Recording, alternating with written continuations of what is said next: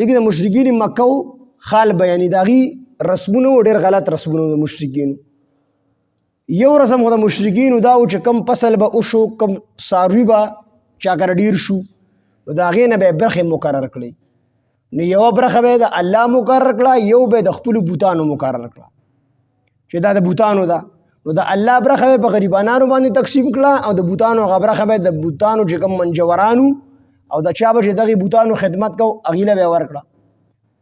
نو یو غلطي خو پیدا کوله چې پیدا کړې به الله او برخه به د بوتانو د الله سره شریکوله یعنې څومره برخه به چې الله له مقرر کړه اکه به بوتانو له مقرر کړه دویمه غلطي پیدا کوله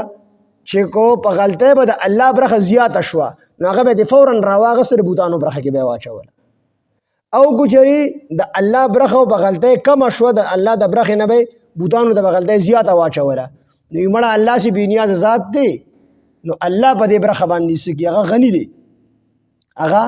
غني دی د الله برخه به یې کمه کړه د بوتانو هغه برخه به یې زیاته کړه دویمه غلطي خو به یې دا کوله چې د غیر الله برخه به د الله نه زیاته کړه او بیا به دومره غلطي به ورسره یو بله دا کوله چې لکه تاسو خو په دې باندې پوهېږئ چې دا بوتان محتاج دي نو چې دوی محتاج دي نو محتاج څیز دا خدای جوړېدلی شي نشي جوړېدلی چې کومه برخه به د دوی د شریکانو دپاره مقرر وه د هغې نه به د الله په برخه کې نه اچوله یا که فصل به چېرته کم وشو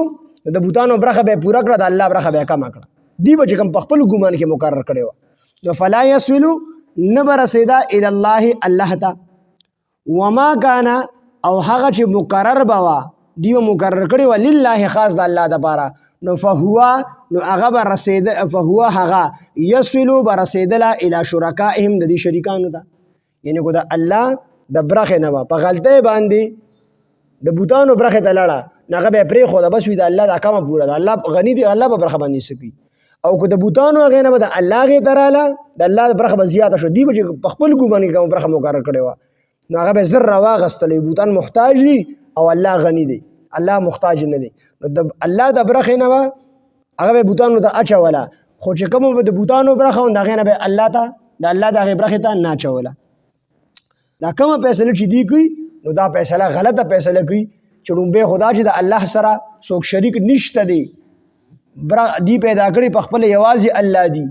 د دې دا فصل الله پیدا کړی دی یوازې او چې کله برخه وباسي نو هغه بوتان یې ورسره شریک کړه یوه غلطي دویمه غلطي به دا کوله چې د الله د برخې نه په غلطۍ سره د بوتانو برخې ته لړه نو هغه به یې فورا چې کوم دی هغه به یې نه واپس کوله وي به د الله دا کمه برخه ښه ده او که د بوتانو د هغې برخې نه په غلطۍ باندې د الله هغې برخې ته راله نو هغه به یې فورا واپس کولی وي الله په برخه باندې څه کوي نو دا قسمه غلطۍ به کولو نو الله جل شانه هغه ذکر کوي